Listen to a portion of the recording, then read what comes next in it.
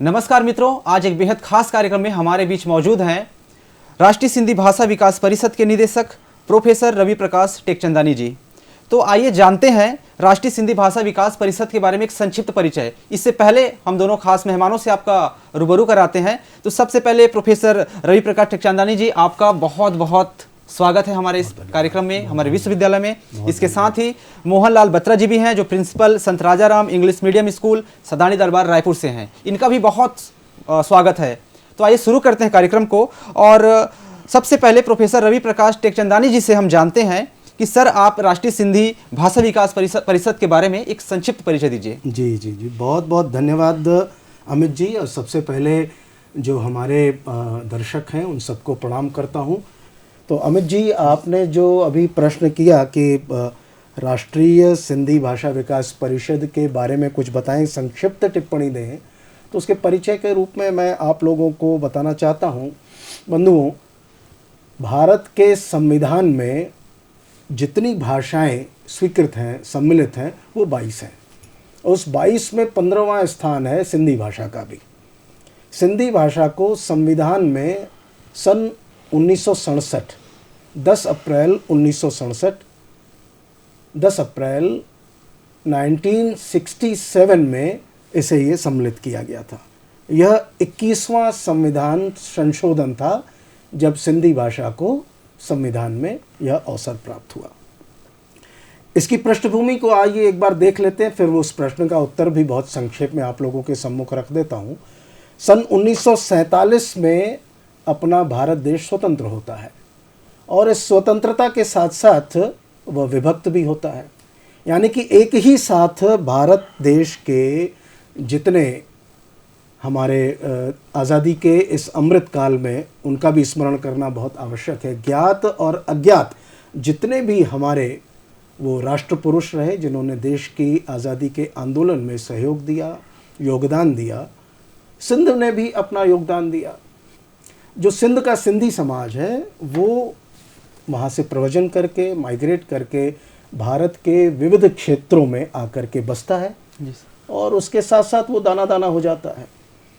तो देश की आज़ादी के आनंद का आंसू अगर एक आंख से बहता है तो दुख का, गम का, विभाजन की विभीषिका का आंसू दूसरी आंख से बहता है। तो जब ये सन 47 में देश आज़ाद होता है और उसके बाद आता है तो सर्वप्रथम उसकी चिंता होती है कि भारत के इस वातावरण में हमारी सिंधी भाषा कैसे बचेगी। जी सर। तो ये बहुत बड़ा प्रश्न होता है, वो प्रश्न आज भी है। तो इसके लिए उस समय के तत्कालीन विद्वानों ने, साहित्यकारों ने, लेखकों ने, पत्रकारों ने, उस समय के विद्वानों ने, समाज सेवकों ने, राजनेताओं ने, सभी ने मिल करके, उसमें सभी बाल वृद्ध, हमारी माताएं, सभी ने मिल करके एक विमर्श किया और भारत सरकार के सम्मुख सन 1947 के पश्चात जब 1950 में संविधान स्वीकृत होता है तो एक निवेदन किया गया उसमें अमित जी कि संविधान की में ये सिंधी भाषा को भी सम्मिलित कर लिया जाए। तो वह तिथि आती है 1947 से लेकर के 1967, यानी कि 20 वर्ष लगते हैं। बहुत बड़ी एक होती है। तो आपने जो मुझसे वो प्रश्न पूछा कि इसका एक पृष्ठभूमि है, तो जब ये संविधान में ये स्वीकृत हो जाती है तो भारत सरकार के लिए यह कर्तव्य भी हो जाता है कि सिंधी भाषा के उन्नयन के लिए कुछ व्यवस्था की जाए। तो केंद्र सरकार की एक संस्था है, आप लोग चाहें तो उसे नोट कर लें, रेखांकित करना चाहता हूँ, केंद्रीय हिंदी निदेशालय, जिसको हम अंग्रेजी में सेंट्रल हिंदी डायरेक्टोरेट कहते हैं, आर.के. पुरम, दिल्ली में यह अवस्थित है। इसके अंतर्गत 67 के पश्चात लगभग 70 में एक समिति बनाई जाती है जिसको कहा जाता है सिंधी भाषा सलाहकार समिति। सिंधी भाषा सलाहकार समिति में कुछ सिंधी विद्वानों को शामिल किया जाता है, उनके साहित्य का सृजन होने लगता है, उसका प्रकाशन होने लगता है, सरकार की कुछ योजनाओं में उनको लाभ होने लगता है।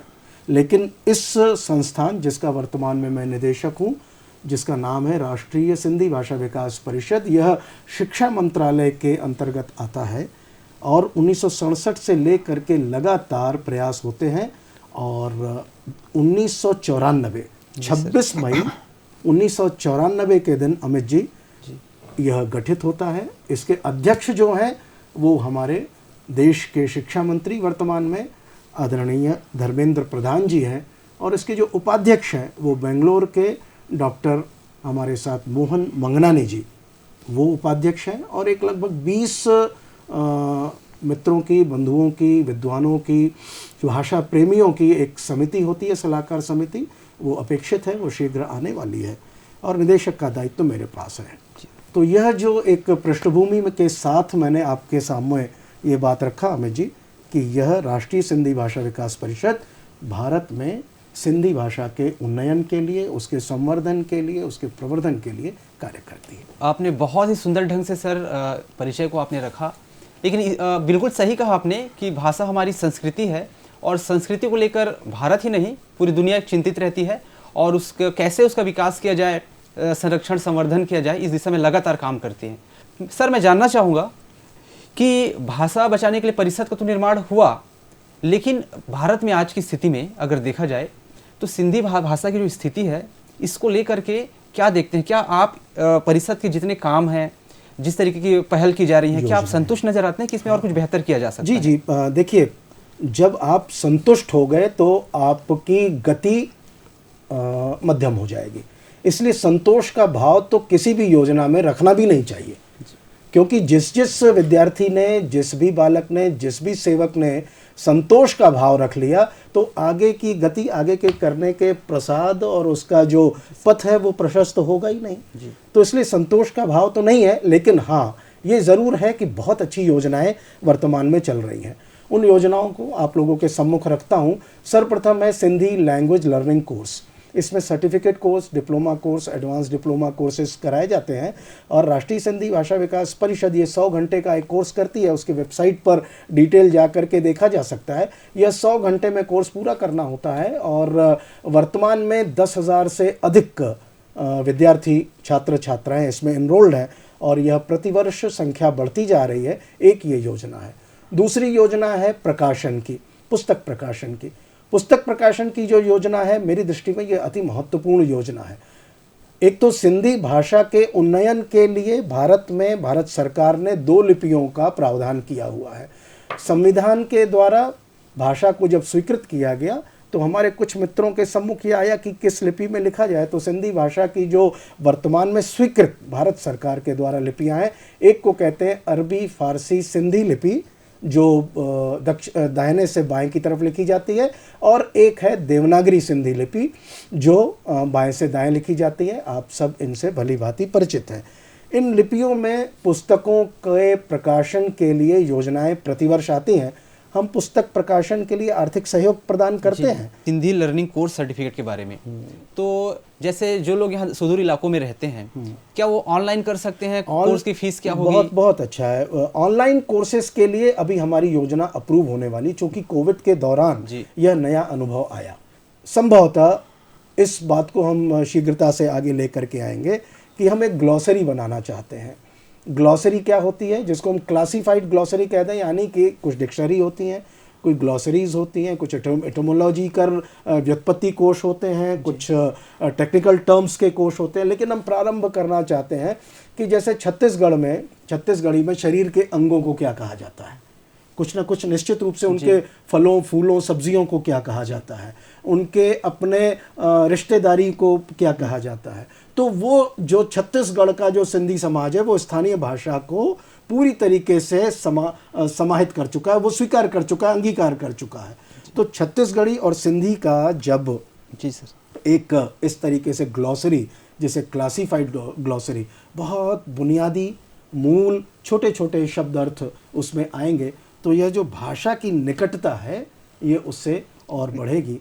और छत्तीसगढ़ में रहने वाला सिंधी समाज चूँकि छत्तीसगढ़ी को और हिंदी को जानता है, तो उसको भी प्रेरणा मिलेगी। और जो सिंधी समाज, सिंधी समाज के हाथ से, उसके युवा के हाथ से जो सिंधी बालू की तरह बहती जा रही है, वो अपनी भाषा से दूर होते जा रहे हैं। वो परिस्थितिवश, वो चाहते हैं कि हम सिंधी करें, लेकिन परिस्थितिवश उनको अपना कैरियर बनाना होता है। परिस्थितियों के आधार पर जो दूर होते जा रहे हैं, यह एक संभवतः ऐसा एक सूत्र होगा जैसे कि वो निकट आ सके।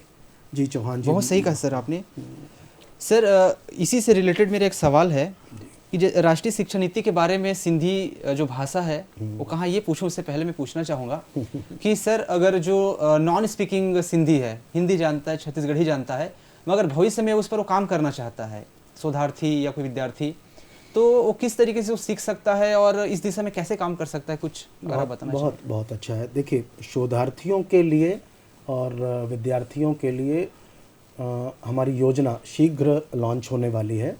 उसमें हम आग्रह पूरे भारत के लोगों से ये करेंगे कि आप अपनी अपनी भाषा में सिंध को लेकर के कुछ शोध करें, है ना।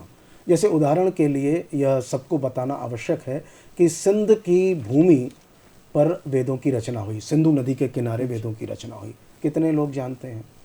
सन 712 में मोहम्मद बिन कासिम भारत के उस अखंड भारत के उस प्रांगण में आक्रमण करता है।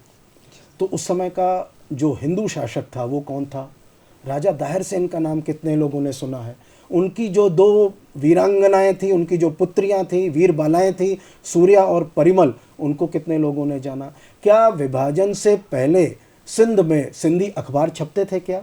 सिंधी पत्रिकाएं छपती थी क्या? या सिंधी के हिंदी से कितने अनुवाद हुए विभाजन से पहले, देश की स्वतंत्रता से पहले? यह सब शोध के विषय हैं। यह अभी तक सिंधी भाषा में तो छप चुके हैं, आ चुके हैं, लेकिन भारत की विविध भाषाओं में ये आना चाहिए। राष्ट्रीय शिक्षा नीति में अनेक भाषाओं को लेकर के नए पाठ्यक्रम भी शामिल हुए हैं और एक पूरा कलेवर बदला हुआ नजर आता है। तो सिंधी भाषा को लेकर के क्या आप देखते हैं कि क्या अच्छा विकास हो सकता है, क्या ऐसी पहल की जा रही है सरकार की ओर से जो भविष्य में सिंधी भाषा को लेकर एक नया आयाम गढ़ सकती है? बहुत बहुत उत्तम सवाल अमित जी आपने पूछा। इसलिए आनंद आया कि मैं मूल रूप से एक विद्यार्थी हूँ और शिक्षक तो हूँ, लेकिन प्रत्येक शिक्षक एक विद्यार्थी भी होता है। और राष्ट्रीय शिक्षा नीति ने जो भारत के यशस्वी प्रधानमंत्री जी के द्वारा, शिक्षा मंत्री जी के द्वारा हम सब को दी गई है, उसमें बहुत सारे अवसर भाषाओं के लिए हैं। तो इस शिक्षा नीति ने भारतीय भाषाओं की शक्ति को प्रदर्शित किया है। वो हम किस प्रकार समझ सकते हैं? भारतीय भाषाओं के उन्नयन के लिए जितना अवसर इस बार शिक्षा नीति में आया है, इससे पूर्व संभवतः नहीं था।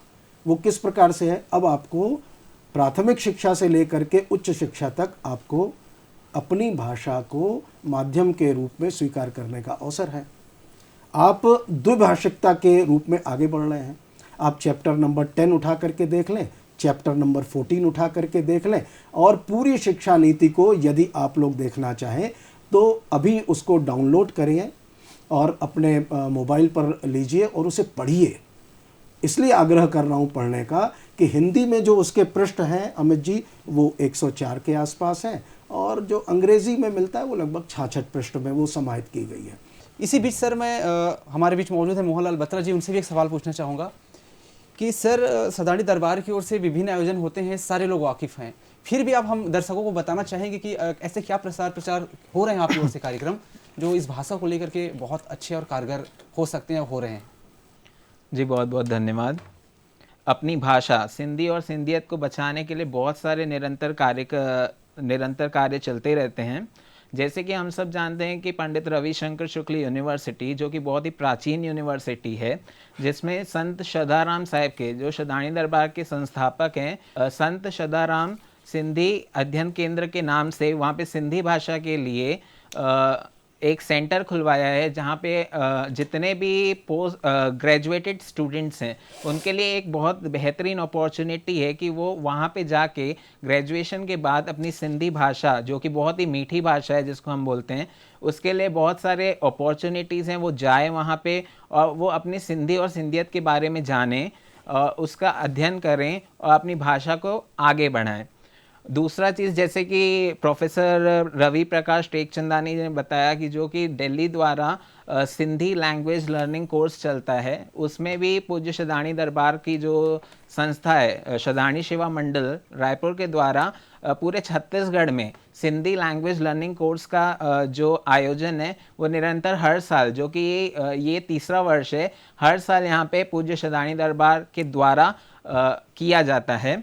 आपने जिस तरीके से रायपुर के जिस तरीके से उनके द्वारा कारगर कदम उठाए जा रहे हैं, बहुत ही विस्तार से आपने बताया, और सिंधी भाषा को लेकर बहुत ही एक शानदार भविष्य निर्माण होगा ऐसी मुझे अपेक्षा है।